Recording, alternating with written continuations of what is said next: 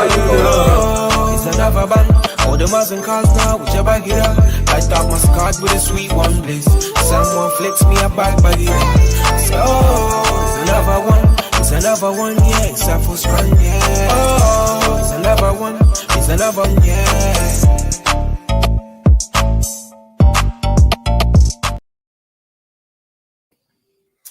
Evening, guys. Welcome to the review show, Crossroads Boxing. The ERF Rodriguez review show. It was a good card. It was surprisingly good, actually. It was really entertaining all the way through. But first off, mate, how are you doing? You okay, pal? Yeah, I'm good. It was surprisingly, it was a good card. I did think it would be all A sides, and it's just a matter of how these guys would win. And the fights turned out to be entertaining. I'm looking forward to going through the main card. There's some good performances, some questionable performances, but as we do, we'll go through it and we'll dissect it. Go through it and dissect it, mate. Before we crack on, guys, first of all, thank you to everyone who's tuned in with us now, who's commented already. We'll catch up with you in a minute. Everyone who's going to watch it in the future. We're just going to nip off for a D-Rock clothing commercial, guys. Thank you.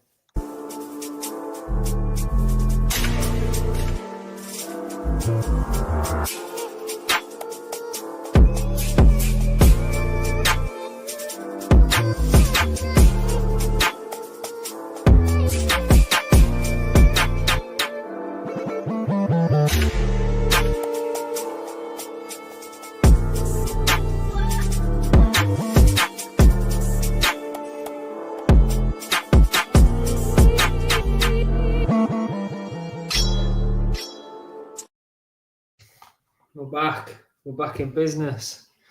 Where do you want to kick off on this one, buddy? Can you hear me better now? Can you still hear me? Yeah, I can hear you, buddy. Yeah. Yeah, it was that mic I was looking for. I'd already attached it. It was That's right up there with. I can't find my glasses, when they're on top of your head or something like that. You've got your keys in your hands and you're looking for it. Can't find the keys. Oh, fantastic. As usual, it's Thursday night. It's this time, and we get interrupted as usual. Little man, but, hey, it's Tuesday. It's Tuesday, big man. Don't you be rushing the days. Tuesday. Yeah, well, he's still interrupting, but hey. You know how it is. Yeah, we'll go with the first one. Was it Tia Ayton's debut? Tia Ayton, yes, it was. She, I mean, it was what's the word?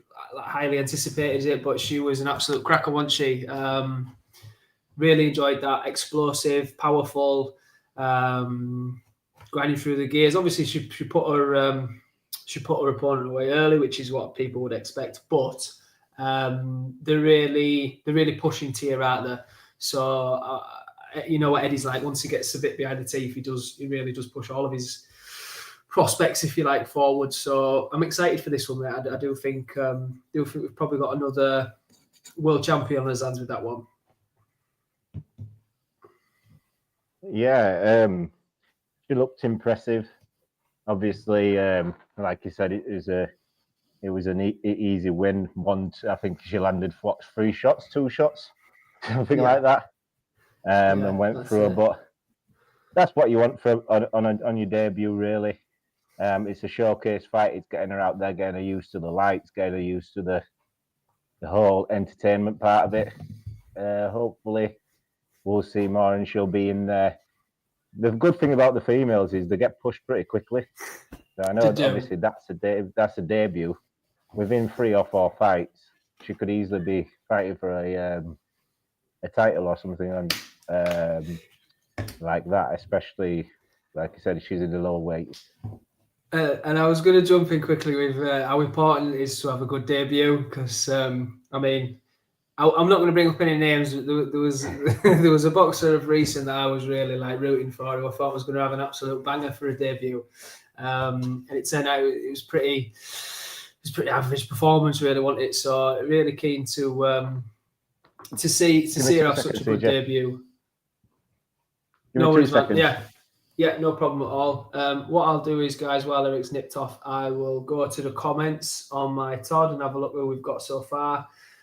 So we was a bit late starting, guys, so I want to apologise for that. We've got Ra, top man. Evening, Ra. Hope you're well, pal. Who's put, hurry up. I need to go to bed early tonight.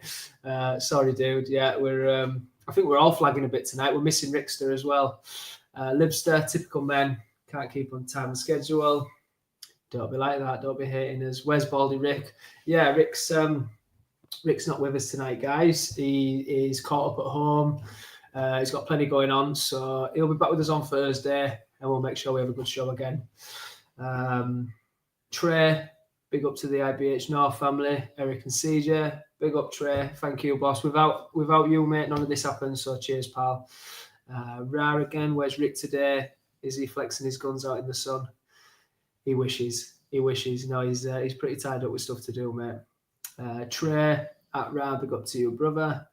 Ra again. Aiton, Huntley, Hennessy, 1U, future young rivals. You're right up, so mate. There's definitely plenty of female talent coming through at the minute. I've always been a big pusher, big fan of women's boxing. I mean, when I always go back to, if anyone ever asks me, I always go back to when I was younger. A lass coming over and saying that she wasn't accepted and wasn't welcome in a boxing gym when she was my age. And that stuck with me. And then you look now at the how it's progressed in women's boxing. I mean, it's pushed, and rightfully so, it's pushed. And women don't need as many fights to reach that top level because there isn't as much competition. But yeah, if you look at the difference between me starting as a kid and women's boxing now, it's absolutely flying. Good to have you back, man. I was starting to panic then. Nah, you did a fantastic job. I was listening while I was being a dad, but nah, you did a great job there. Sweating there, mate. No, the female scene, like you said, now it's popping. You've got a lot of girls getting into boxing at a young age. I think I saw a video of Francesca Hennessy on her Instagram. It was her at I think she's probably about 11, 12 years old. Try learning how to skip and asking if she can start, if she's allowed to box now and stuff like that. And it's so good that you see that from a young girl at 11 years old, and now she's turned pro and she's doing really well. She's one of the most entertaining girls out there with her ring walks, and she's out there. She's very entertaining, and she knows how to sell a fight and sell her brand, which I enjoy. What's Ra said? Go on, CJ. Tia is the first we've seen with the power to put opponents over in a single shot. I will massively agree with you that, mate, and it's always good to see. And this isn't in a derogative way at all either. It's good to see women that do have that explosive knockout power, and that's what puts your bums on seats, mate. And that's what hopefully will bring even more eyes to it. But also, I do remember seeing this with Caroline, a bit, and obviously now as the levels go up, you see see if the power translates as the levels go up and these girls get a little bit tougher. Because Caroline certainly has power, but these girls are getting tougher. And when you get to that world level stage, they aren't going to go over. They're used to getting hit. They can take a shot. But I'm excited about seeing what Tia's got, to be honest with you. Like I said, great debut. Trey says, and big up to Eric, as always, leading the IBH North team tremendously, loving the Crossroads in Boxing series. Yeah, we're enjoying ourselves. I know Ricky's gutted he can't be here tonight. He's got a lot on, but now we'll hold down the fort, should I say? Me and CJ started this. If we can't do it without Ricky, we're a bit lost. But we do miss Ricky though. We do miss Ricky. The next fight, we'll go to on that card. What we're going to. Do you want to do Baluta? Baluta versus McGrail. Yeah, what did you make of that fight? What did you make of that fight? Look, we put a lot of... We're rubbish as fans, aren't we? I don't necessarily mean me and Eric, but as in we're very quick to judge. We're very harsh when we're critiquing. If they don't blow someone out in first round, we reckon that they're not hot shit. If they blow someone out instantly in first 6 fights, we're saying they're not getting enough rounds in. You know, we are pretty harsh with stuff like that. I will say I wasn't massively impressed with McGrail. I think Baluta took that on 3 weeks' notice.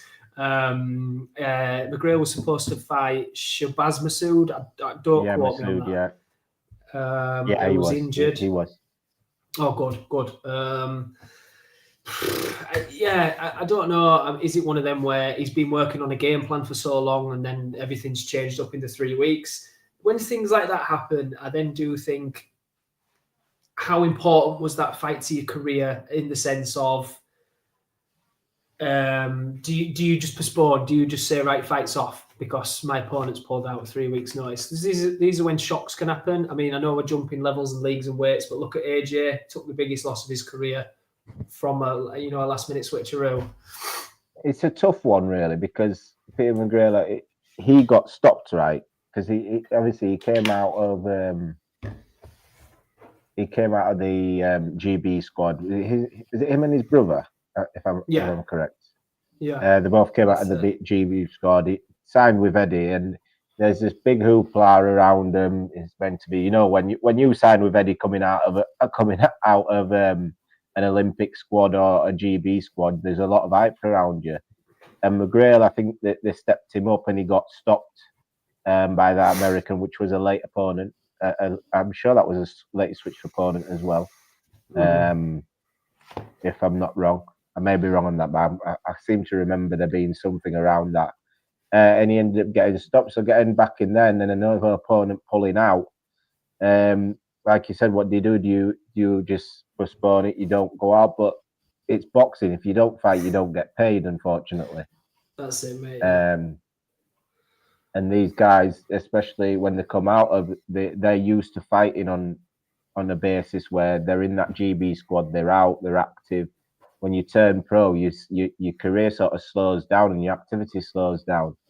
Yeah. And coming and having a loss so early on in your career when you're not supposed to, because he was winning that fight, he was winning just about every round, and he got caught with a big shot. Yeah. It's a risk you take. I don't think the performance itself was bad. I think he did. Baluta's he's tough, Baluta, and he knows his way. He knows how to spoil. He really does know how to spoil as well. I thought McGrail did well. I don't understand the 95-95 scorecard. Whoever gave that, I don't understand what they were watching. But on the other hand, I do think the commentary on that was awful as well, because it was as if I had like McGrail's team in my ear just constantly, and I'm like, come on, just call the fight as it is. You're acting like McGrail's out here just shadow boxing and Baluta's not doing anything.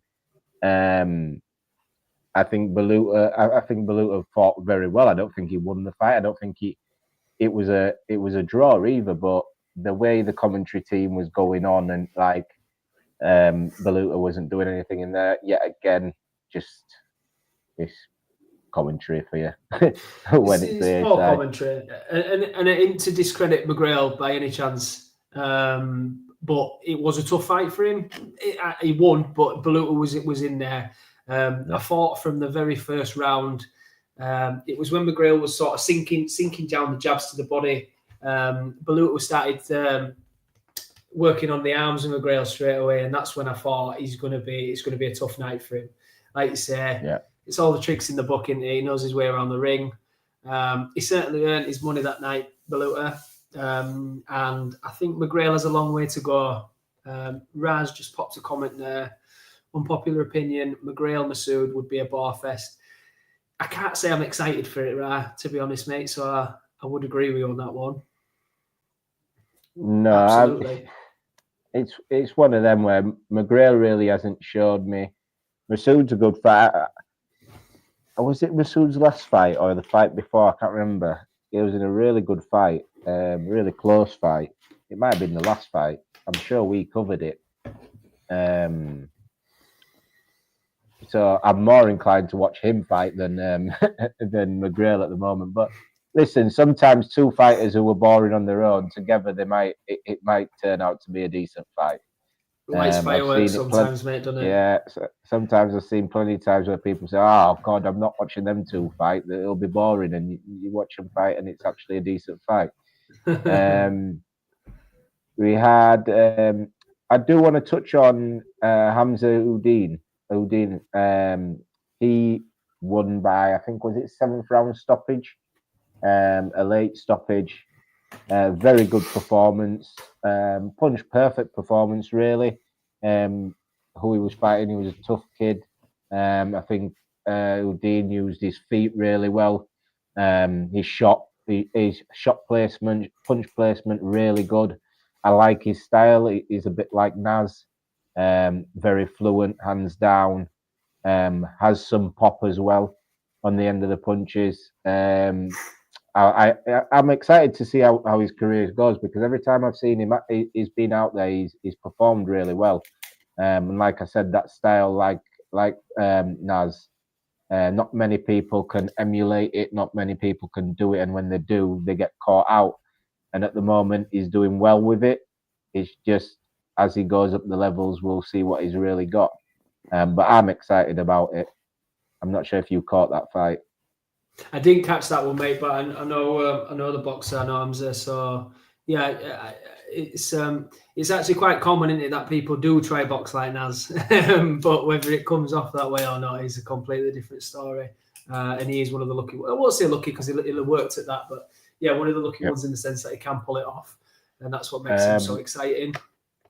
Trey says we've got a live reaction on our channel. If you go onto the iBoxingHub channel, if you're on YouTube right now, or go over to YouTube, Abbas, a member of our team, has got an interview with Hamza post fight.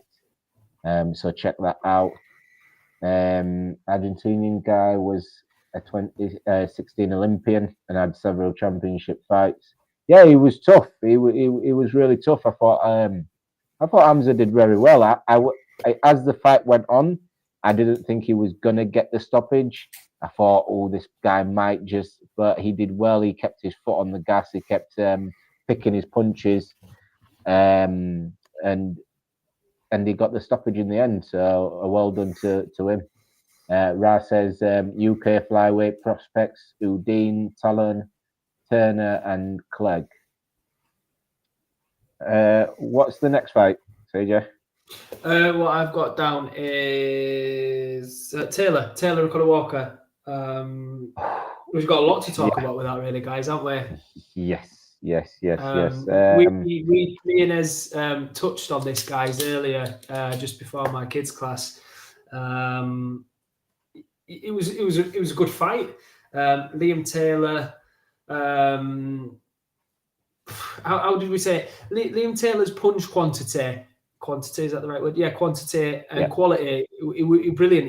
He boxed really well. It was as you did it word for word, as it's like the eye catching of Conor Walker. Conor Walker looked like he were hurting Taylor every single time. Yep. And at the end of the day, I think that's what counts. I do. Yeah. It was a really good fight. I was watching it. Before the fight, I was like, do I go do something through this fight and just dip in and out of it? I wasn't right excited about it. I've not really seen much of Taylor. I did see Conor Walker's last fight where he ended up getting the stoppage late. After he was down on the cards, I'm sure of it.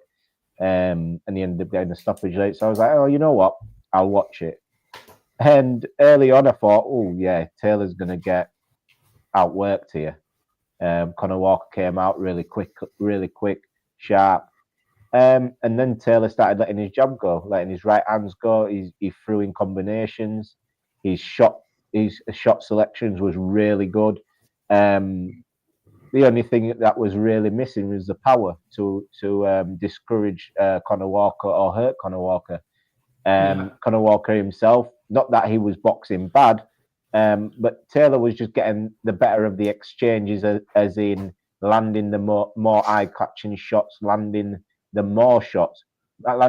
Sorry. But when Conor Walker landed, it visibly hurt Taylor. You could visibly see Conor Walker was grinding Taylor down. As much work as Taylor was doing, landing the shots, he was the one working more. The pace of the fight would seem to be at Conor Walker's pace. And as the fight went on, it showed that going into the sixth round, I think I had Taylor 3-2 up. It was a really hard fight to score. The first fight, I was like, you know what? I'm going to give this round to that person just because I'm not even going to argue. I did that for 5 rounds. For 5 rounds, I could have argued it going either way. But Conor Walker showed the power. He showed what he had in that power. That was what was troubling Taylor. And in the 6th round, he caught him with a beautiful shot, and that's all it wrote. And fair play to Conor Walker, but I'm looking forward to seeing Taylor again because he impressed me. He really did impress me in the 5 rounds of what I saw. He did really well. He just came up against a guy that he couldn't discourage with his power.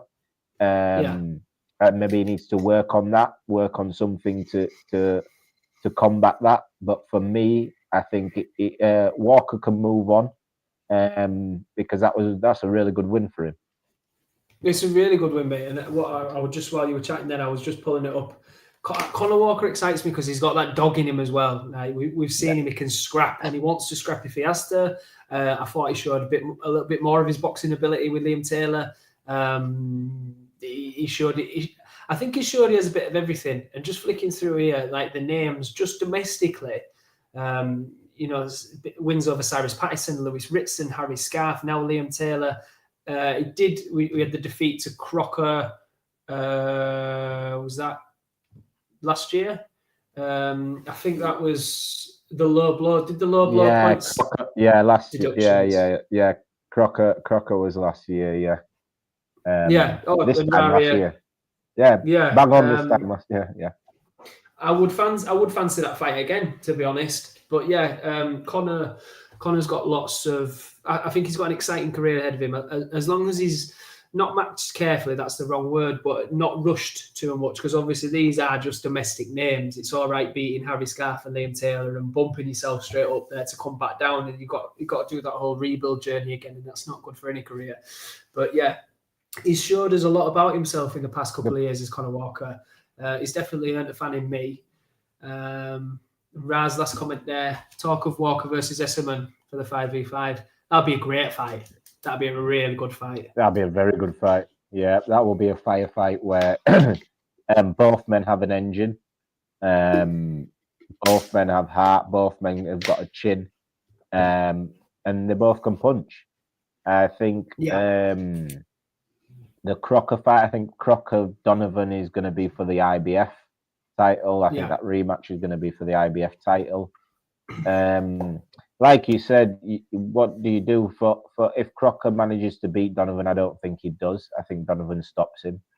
The rematch with Crocker, it depends on how bad Crocker loses that Donovan fight, if he does, because I don't believe Crocker gives him a voluntary shot at that title anyway. No. So I think an Esserman fight, like Raz said, I don't mind that fight at all. I actually like that fight. I think, like I said, it's a firefight. It'll be an exciting one to watch. Anything else on that one? No, I think that's about it. We touched on that now, mate. I was going to jump straight onto Yafai Rodriguez because we've got plenty to talk about with it. Firstly, picture just coming on your screen there, guys. Like it was a bit of a bloodbath towards the end. Battered and bruised, both men. Great fight. I enjoyed it. Really did enjoy it. Probably a lot more than I thought I was gonna. What I was gonna say, what I've made a note of down here is obviously watched the fight myself, read some interviews, read some reports, whatever else is that how highly tipped Yafai was to just walk over this Rodriguez. Now I didn't know a lot about him, but I obviously did my homework going into the fight. I don't know why Yafai was such a favourite. Is that just because we're pushing him through the ranks quick? I don't know. Trey, I'd like your opinions on that as well. Is it just because he's our gold medalist and we're flying him through? It's the sunny performance. It's the sunny performance. I can't blame, because I did it myself. I didn't know too much about Rodriguez. I kind of expected Yafai to win that fight. But what I will say is that's good for boxing at the end of the day. That is what boxing is about. I've said time and time on this podcast, I do not care if I pick wrong. At the end of the day, it makes boxing more entertaining. That means just another player in the division. There's another player in boxing where you've got to look at him now. Moving on, just before, dreadful refereeing and corner work. Yafai should have been pulled out. Yeah, we'll get onto that. Right, I'll continue. Let's just get on to Yafai's performance. First round came out. Rodriguez was very energetic, very lively. You could tell. Yafai tried trading with him. I think he got clipped a little bit. And after the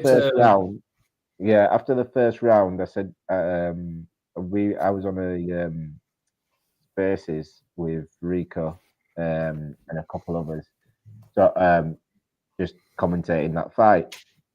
And after the first round, I was like, Galal needs to stop standing in front of him. He can't stand in front of him. He needs to start using his feet, start pivoting, because this guy has quicker hands than him, and he hits harder than Galal. You can clearly see he hits harder than you, and he's got quicker hands. But 11 more rounds, nothing changed. And I don't, like Ra said, dreadful refereeing. I thought Yafai got dropped at least 3 times in that fight. Sitting on the getting caught and sitting on the bottom rope, for me, is a knockdown, because that's the only thing that's keeping you up, and the ropes aren't allowed to keep you up. And even when he actually got knocked down early, the referee sort of called it a push, but I believe the shot landed first. But before we go into Rodriguez's performance, what's your point on Yafai? What did you make of Yafai and his corner, and, like Ra said, the refereeing? Really disappointing from his corner. I don't want to be. I was going to say overcritical of like someone so highly staged as Rob McCracken. Obviously, the things he's done in the sport, the things he's done for the sport, but it was poor. We touched on this, of the game plan didn't change. One of the best sayings in boxing ever is, don't hook with a hooker, but in this instance, it's you don't try stand toe to toe with a puncher if you're not hurting him, if you're not punching. It seemed like Galal did just try to stand in front of him the whole time. He didn't get up on his feet, up on his toes. Yafai's a fantastic mover. And these were your words earlier, Olympic gold medalist. He's going to have fantastic footwork. He's got very good feet. Very good feet. I don't understand. I remember when he first turned pro, and he was in and out. He was using his feet. Yes, he's got quick hands, but at the level Rob McCracken is and has been as a trainer and a fighter, at the level Galal is as a fighter and been, that should have been a plan. If this guy's hands is quicker than yours, we need to start moving. We need to start doing something different. There was nothing different. There was no pivoting. There was no. I think they relied on, and I sort of relied on that myself as well whilst watching the fight after 4 rounds, thinking Rodriguez's output is massive here. There's going to be a point in this fight where Galal can start pushing him back and slowing him down. And I think he did that maybe in the 5th round or something like that. And I thought, right, this is where he's going to start, putting his foot down on him. He did that, and I think Rodriguez lost that round. Then it got to the 6th round, he was back again. Rodriguez was right in front of him, letting go shots. And from then, I felt like if you didn't change your game plan 3 rounds previously, then you definitely needed to change the game plan, because what you was relying on this guy getting tired isn't happening while you're stood in front of him, because you're not making him work. All he's got to do is throw punches, and you are right there to catch him. Like I said to you earlier, at a point, I think Rodriguez threw 13 shots in a sequence of shots. 13. 12 of the shots landed. 12 out of 13 shots landed. And that could only happen if you're stood right in front of the guy. You're not using your feet. So the performance from Galal was bad. I'm more frustrated because I said to you earlier as well, it reminded me a bit like, although this was more of a beating, as in corner work and strategy, in-fight strategy, it reminded me a lot of the Buatsi Callum Smith, where there's certain things you could do in that fight to change the outset of how this fight is going, and you are not doing it. And because you're not doing it, you're getting beat. It's that simple. It's not this guy is doing so much that you can't do something. Like, you're refusing to do a certain thing which you are able to do, so you're making it easier for the other guy. And I felt like that. Like Ra said, I think the corner should have threw in the towel after 8-9 rounds. For me, I know, I understand it does. The optics isn't good, but I agree with Ra. I think the towel definitely should have been thrown in. We've got a few comments here. Yeah, that's what I'm going to jump on, mate. Do you want to pound them up? Yeah, go on. Letting Galal take those extra 4 rounds of beating has probably finished him at that level. I reckon he'd get beat by some prospects now. I tell you what, that was my next comment before we went to the comments, was that it's not only that it's took him out of the top level and he's going to have to build his career there, right? It's also the actual damage on him, both physically and mentally. You could see it in the ring. See it. He'll be deflated. I mean, he'll be banged up for I don't know how long. It'll be like he's been in an absolute train wreck. But also, gone are the days of the 15 rounds and the toe-to-toe and the slugfest. Like, people getting hurt, that will have taken years off his life, that beating. No, you know what? I just want to stop you there. This is just, I just want to put this in there. This is a prime example where you don't listen to people who aren't boxing. These fans who were saying, "Oh, I want exciting fights. I want toe-to-toe. I want this. I want that." Do what you do best in that ring. You became a professional fighter doing a certain thing, boxing a certain way. Just because fans like myself, like yourself, sometimes you don't entertain them. You're not going to entertain everybody all the time. But if you stand there and trade with a guy whose style is to stand there and trade, and your style isn't, or the guy is better at doing it than you are, why are you doing that? Why are you still standing there? Why are you trading? Use your feet, use your butt. Yes, you're going to get criticized at the end of it, but you know what also is going to happen? You're going to come away with a win boxing like you are used to boxing. At the end of the day, fighters, there's two teams. You know how I box. You need to figure out what to do to beat me. I know how you box. I need to do what. No, I need to learn how to do what to defeat you. Bloody hell, kept my words out. I knew where you were going with that one, mate.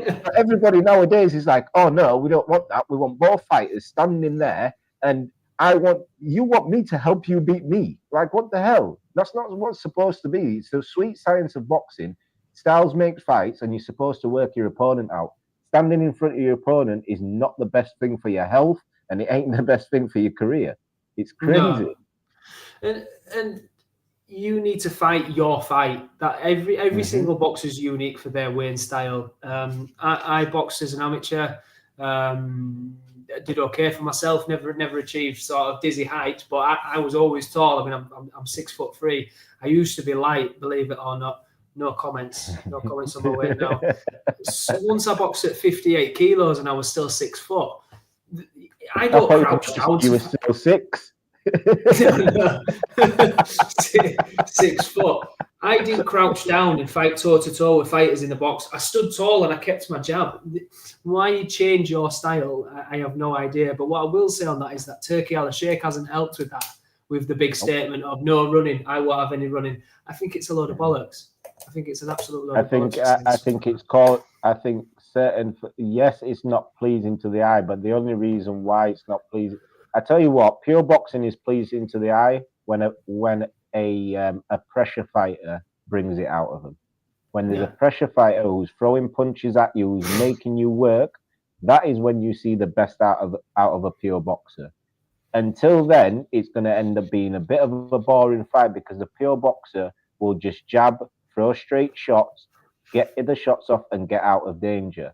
That's what's going to happen. You need, and this is what frustrates me about, and I'm going on a tangent, but the William Scholes performance was awful. But why isn't Canelo getting flack for that? You are Canelo. You are pound for pound one of the best fighters. You should be able. Pound for pound means you can defeat just about any style. Any style. You like anywhere your weight, you can beat any style. And you couldn't do anything with that style. So blaming only one guy for that performance, I just think it was ridiculous. The pressure fighter who's supposed to go out there and knock William Skull out stood in the middle of the ring, just walking side to side, and blaming the other guy for not standing still so he can hit him. I think it's mental. That we get back into now where, do you know, me and you have said as we can't like just watch boxing with anybody. You know, when like Joe Public starts to say like, oh, why are you getting up, or why is he tired? You know, stuff like that. Then you're starting to go down that road then of people maybe not knowing the ins and outs of boxing. You know, there's so much more to it. Should we do some comments while we're? Yep. Yeah. There's another one here. CJ from Trey. Go on. CJ, I agree. Gold medalists like Joshua and Corbin pushed out, especially after the Sonny victory. Yeah, that's. I do think we're rushing them, aren't we? Sometimes, or maybe expecting more than what we're going to get. Regardless of it, your amateur experience, it's a different business. I read Curtis Woodhouse actually put a really good post up about that. It's a completely different sport. It's a completely different business, amateur boxing and professional boxing. It really is. You can stay in amateurs too long and go stale, or your style just doesn't get suited to the pro ranks. Amateur boxing is tit-tat boxing, score point boxing, okay? A lot of the pros are tough, seasoned boys that take a punch to give a punch and get hurt. Regardless of Galal's amateur pedigree, which is obviously the best of the best, he still only had, was that his 10th fight is going into that? Yeah, he's not had many fights yet. Rodriguez. Yeah. Go on, sorry. No, it's fine. Rodriguez was nearly a 50 bouter, a tough kid, you know, and obviously, as we all saw, he had great hand speed, he had power. I do think we're maybe not pushing him too far, but maybe just expecting too much from him at the end of the day. You know, these guys that are coming over, I'll just use Mexico for an instance, they're tough kids. We'll touch on something in a minute because we spoke about it, about the volume of punches and people saying PDs and whatever else. But why did we expect any different? Why did Galal's team expect any different than a volume of punches coming over? That is a Mexican standard style of fighting. Continuous flurries of punches. That's blown my mind, that. I wouldn't mind, but we have a horrible record against Mexican fighters. we have an awful record against Mexican fighters. They come over and do this shit time and time again. So at this point, you can't tell me that you don't expect a come forward fighter who throws punches and who hits like a mule. Moving on to Ra's comment there that says Rodriguez suspects over PED use, question mark. That's one thing I didn't like on commentary from the likes of Sonny Edwards and such, saying that I'm a massive advocate for if you fail, you banned, get out of boxing. I do not care. Like, you failed. But for them, professional commentators, to come out and say that unprompted, that was unprompted, by the way. If Rodriguez hasn't got a past for PED use, there's no reason to bring it up. Just because he did that to Galal, like CJ just said, Galal has had 10 fights. This guy is a veteran at that point to what Galal is in the pros. Absolutely. So So for him to do that to a fairly novice in the pros, it's not surprising that the guy is throwing a lot of punches. He's a Mexican come forward fighter who hits hard. All they do is come forward and throw a lot of punches.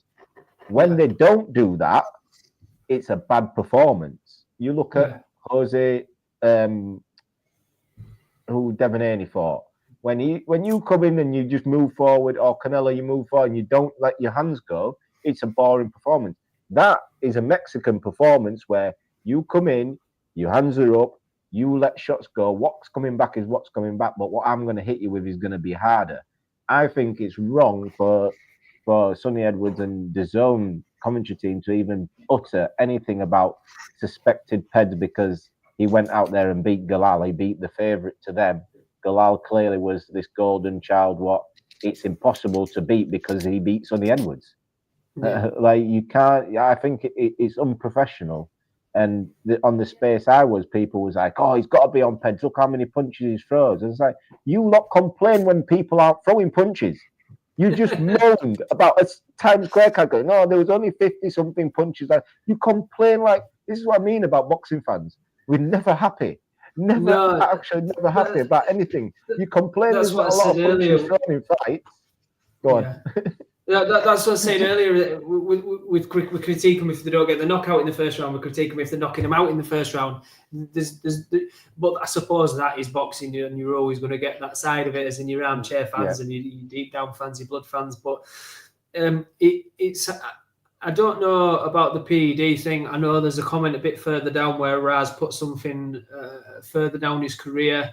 I think his previous fight, Rodriguez. But again, I would say it was a bit out of hand from Sonny Edwards, certainly a professional, to be digging at another professional without there to be any facts and figures behind it. We cannot expect a Mexican fighter to come over and not throw flurries of punches at the end of the day. That is it. There's no be all around it. Just because he's giving Galal a spanking doesn't mean we need to out him like that and pretend he's on peds. Yeah, especially when it's a Mexican fighter fighting a British fighter. I'm sure their mantra when they're coming over here, it's like, yeah, the British, we always beat them. Like, vamos. Punches. Yeah, just throw punches, we'll beat them. That's what it seems to be. Trey says, he agreed with Ra. Your fight spent too long in the amateurs. Libby says, yo, I didn't know you. And also, we're on Facebook now. We're going all over the world, Lib. Keep up with us, man. Do you think because he was fighting at home in Birmingham, that played a role in the way fighting on the night to please the fans? Well, if he did that to please the fans, he certainly did please them. He didn't please them, I'll be honest with you. It'd be the wrong word to use, Trey, but it'd be very amateur, wouldn't it, of him to do that in front of his fans. Like, I know it's like the wrong word to use, mate, but in the sense of if he did do that, mate, which you'd like to hope he didn't. I know you get G'd on by the crowd. You hear in the end of the big fights that they've said, "Oh, I was so lucky to have my home fans behind me to get me through." But if he seriously fancied a toe-to-toe when he's not a toe-to-toe fighter just because he was in Brum, well, he's made a massive mistake because now he's going to have to start climbing that ladder again. Yeah. Ra says that's true, Eric. If you're top pound for pound, you should be able to adjust to say, yeah, you should be able to. And that's why they say boxing, styles makes fights. One fight you might have a boring performance because that style and that fighter didn't suit you. The next fight, where everybody's like, "Oh, I don't really want to watch you," they turn out and put on a performance where boxing fans are very fickle. They are really, really fickle. One performance can change your perception of what that fighter was completely. Like from his debut, this guy could have 35 fights. They're losing the 36th fight. From the debut, they've been supporting him, how good they are. They've done this. The moment they lose, he's like, "I told you he wasn't any good. I told you he was always shit." How much hate has Sonny Edwards had for what he did in the ring? you know, with in the corner saying like, I don't want to be in here. That was disgusting. I don't want to be. We was talking about that. We was talking about that actually on that live through the fight. It's like, bro, you literally got into the ring.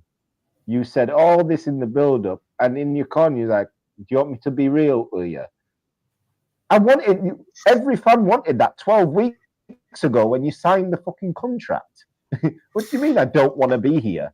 and I 100% I get what you're saying in that sense of how we built it up, and Sonny's been Sonny Edwards. I've got a story about Sonny Edwards actually, but anyway, I'll go before that. Is that what I meant to that is it's the fans' response though of like fucking Fanny or something like that. Like at the end of the day, I cannot imagine being at that level with that much eyes, lights, cameras watching me, and to actually think like, shit, I do not want to be in here and I'm getting hurt. You know, like I do think it took a lot of bollocks for that. I get what you're saying in the sense of how he built it up to be like.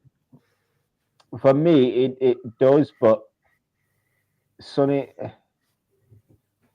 was the one calling for this fight. It wasn't 100%. Galal chasing him. It wasn't anybody chasing him.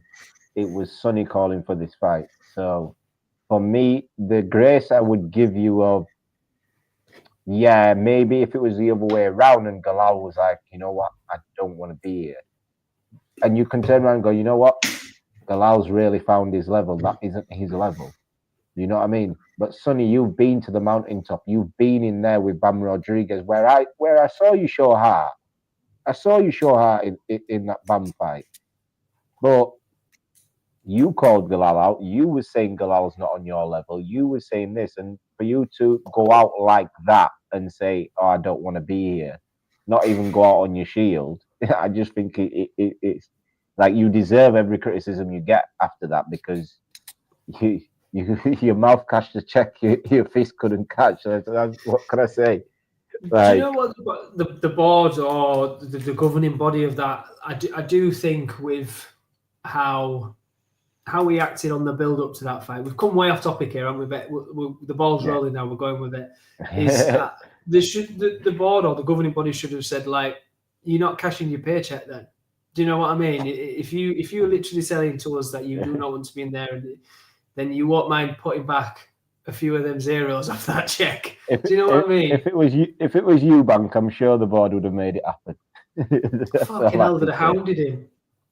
He'd be in a deficit, Eubank, wouldn't he? He'd be like, you're having to pay us. Fucking hell. The British Boxing Board of Control, and I will watch my words with this because I have got a license and whatnot else. It's almost like they were outside the ring with a card reader. You know, like, you're gonna text me it and I'll say it. You're gonna text me what you're gonna say and I'll say it. No, I will be careful with what I say. It is just my luck that someone will be watching with the name Smith, and I will be out on my ass tomorrow. Anyway, we'll move on to comments. Ra says, my favourite ringside advice I hear from casual fans: hit him, lad, knock him out. Like, wow. I bet they didn't think of that. Yeah, it's so bad.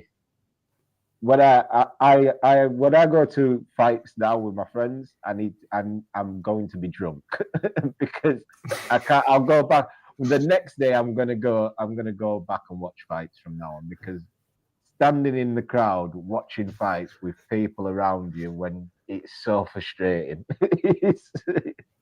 I'm so glad I got in media now. We've gone to the stage now that I've gone to a few now with my partner Claire that I think she actually enjoys it more than me. I get fucked off with watching some of it. She gets right into it. She was well into it when we went to Royal Albert Hall, especially like with the female bouts and that. But I get caught out listening to people along and thinking like, what the fuck is he watching? Or who is he supporting? Or why are they even here? I get real. Or now I watch the corners and be like, is he gonna fucking sort that cut out or what? Is he gonna dab that cut, or am I? That's too critical. You see, I enjoy doing the reason why I end up picking out on the commentary so much is I enjoy doing that. I enjoy doing commentary. I enjoy calling the fights and the blow by blow commentary, and so I enjoy doing that.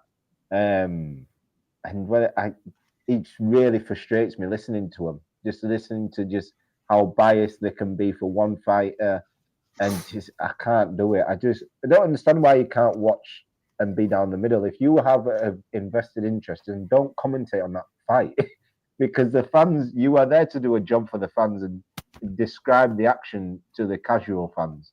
Because the hardcore fans don't really want to listen to you because they can see and analyze what's going on themselves. But the casual fans, you're supposed to be telling them what's happening and explaining to them, and they don't do that. They just commentate with an agenda, and it's horrible. Do you know what? Another bad thing for casual fans is how shit is commentary at times, and they're listening to that and they feed into that if they don't know anymore. Like you said, the McGrail fight, you'd think McGrail was 10 rounds up. Do you know what I mean? And it wasn't at all. But they're listening to that. They're taking that in the sense of, and that's one of the problems. That's one of the problems with also with the scorecards on certain things, where you're watching a fight. I'll watch a fight and I'll be scoring it, whatever, and I'll be like, right, I've got it, and you will see their scorecard pop up on the screen, and I'm like, hold up, am I?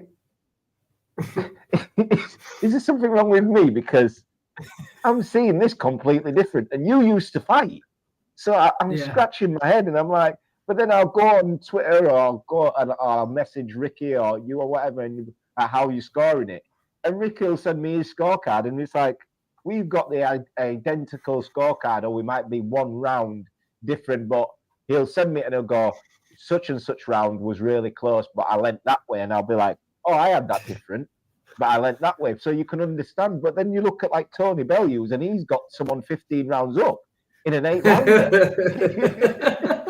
Do you know what I might start doing? The next time we all start doing that, I might just play a bit of possum and put a random like 10-7 round in there or something, and just be like, "What? Didn't you see that? Did you not see the skill levels in there?" Honestly, it baffles me. It really does baffle me on how they score these fights. But went off on a tangent. But I think what we really wanted to say was well done to Rodriguez, because I thought his performance, as much as I didn't like how Galal fought, I didn't like his corner. I thought that Rodriguez came over, he did his job to throw 1,058 punches, I think he threw, and landed 500 plus.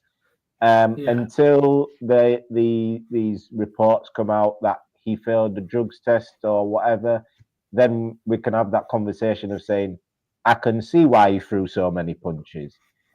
I can see why he hit so hard. I can understand. Then you can do the understanding and the dissecting of that. But till then, the performance he put on, he did exactly what he needed to do to win.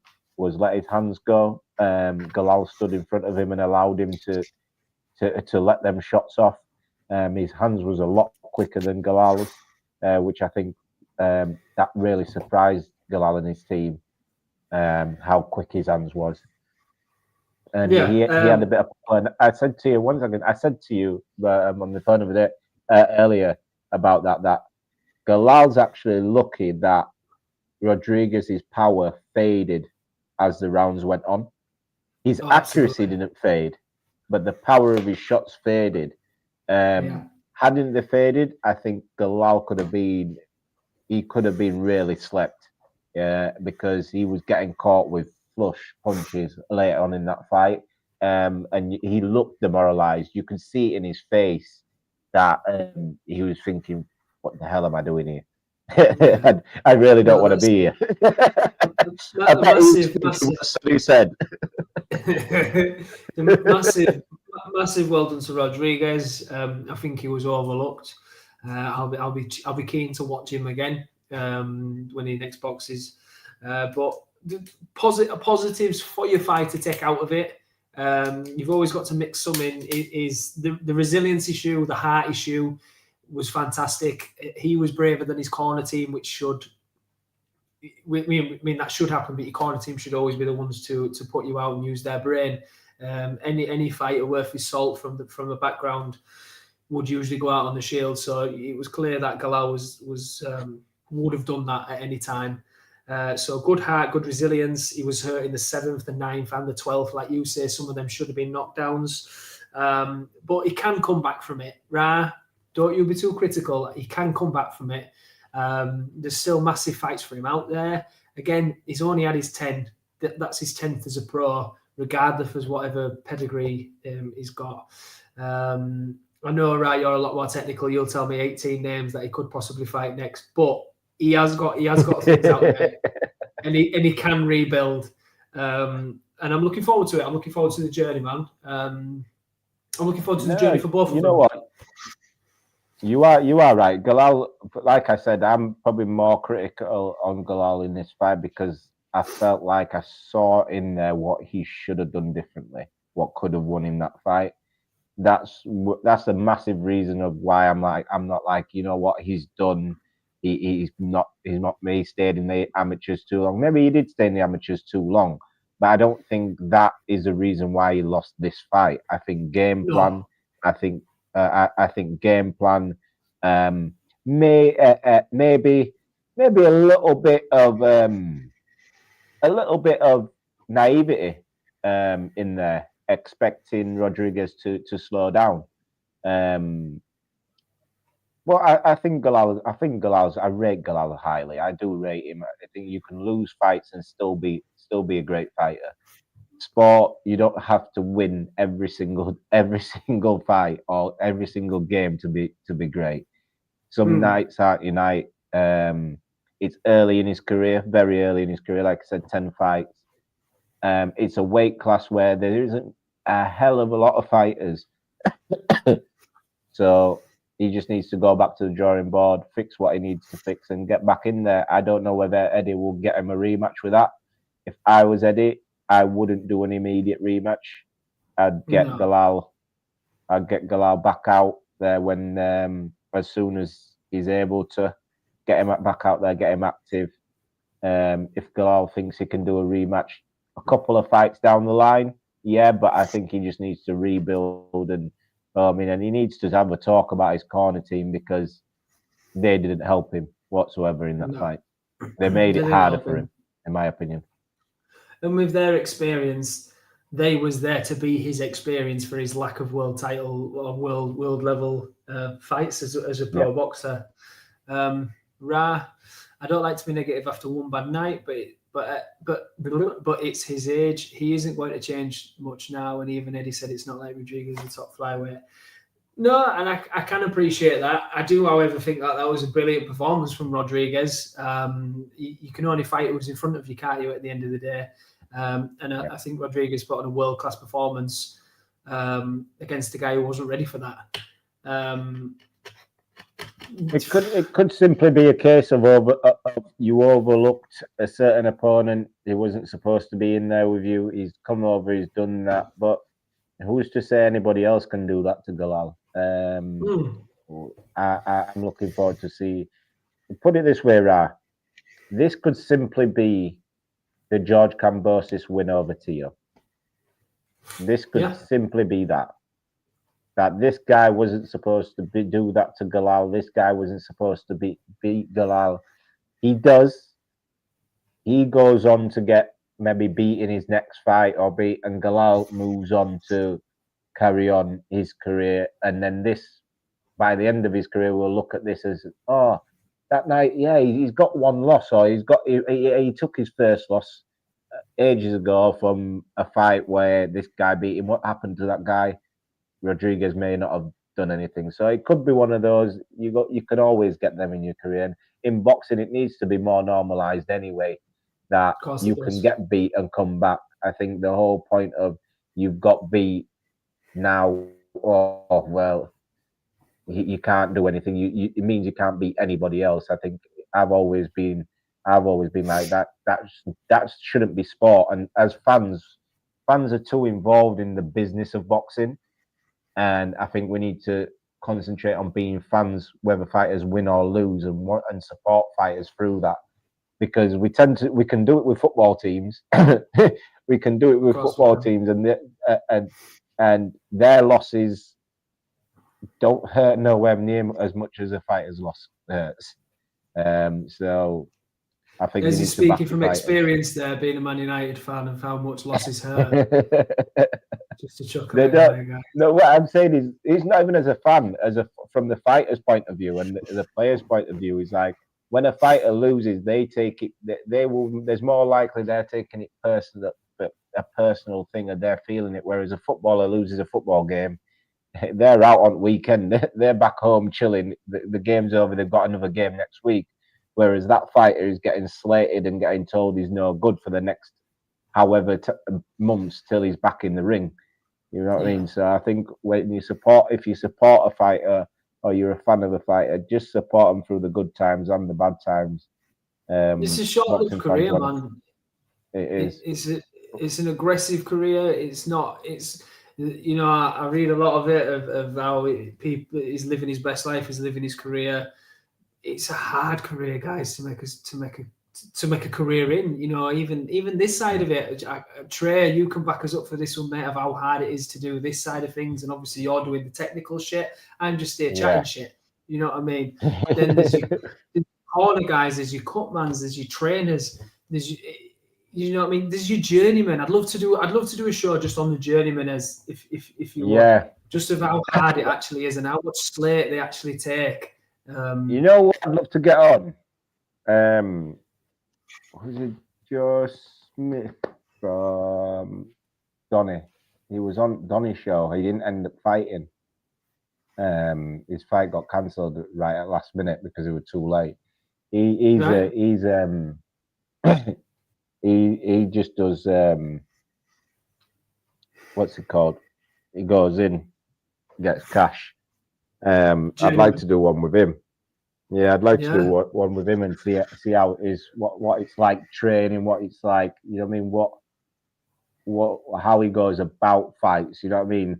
Because there's a fact that these journeymen hold back a little bit. They're not. There's certain fights they hold back. I'll tell you now, right? Go on, you mate. Sorry, mate. You go. No. I'm just saying, I would love to have that conversation with them. Just say like, when is it you decide to? What does a fighter have to do to really piss you off to be like, you know what? Nah, I'm going to show you my level now. I don't know if I can name drop with this. I don't know if this would be well frowned upon. Don't name. What, do it? Don't name it. So, don't name. Just say. Took a journeyman on the road. It was in Middlesbrough. I can't remember. It was in Middlesbrough, actually. Now, this journeyman was an Olympian at one stage, okay? That's how I'll leave it at that. So that's what we're talking about, what he could have done, right? Or what he had in the tank. Got there, 40 years old now, says to me, CJ, I'm going to have a go. All right, brother, let's see what happens. Bash this kid from the first round, from the opening bell to the last bell, right? Okay, comes back to the corner.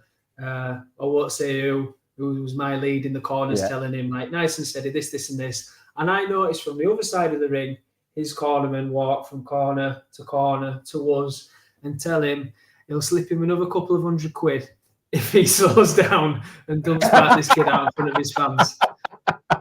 Right? That's not the first time that's happened, and it won't be the last. And that's only from my brief experience of being in corner work, mate. Okay, that's what happens in the world. People give journeyman shit, and that's what's actually happening. All right, we'll leave it at that. Because little man's just come down, he's woke up in hysterics. It's like clockwork, isn't it? It's like clockwork. It's like clockwork every show. He loves the camera, really. He's been asleep. He's half asleep, bless him. All right, mate. We'll go up in a minute. Guys, thank you for tuning in. Thank you for watching, whether you've been on YouTube, Facebook, Twitter, InstaTube, WhatsApp likes. I don't know, mate. There's so much TikTok. Sorry, mate, wrong one there. Whatever you've tuned in on, thank you for tuning in. It's been brilliant to have you all on. Any last words, man? No, yeah, like CJ said, thank you for tuning in. Yeah, another show. I know we didn't have Ricky tonight, but he will be back on Thursday. We will be celebrating that Ricky is the Fantasy League champion. He is the Fantasy League champion. I will say that Ricky did tally up the scores himself. He also did the table.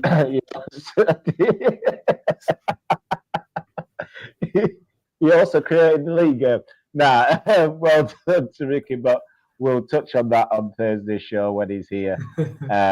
Season 2 will be starting soon. Hopefully, everyone can get involved. We will start posting it on Twitter, on the iBoxingHub pages as well as our Facebook. Hopefully, everyone can get involved. It's just a bit of a laugh. We can see where we can get with it, see where everyone's boxing knowledge is at, or if people are bluffing and not actually watching fights. But yeah, that's it from myself, CJ, and we will see you on Thursday. Peace. It's another band. All the and calls now, whichever get up. I talk my card with a sweet one, please. Someone flicks me a bag by the end. So, it's another one, yeah, except for strand.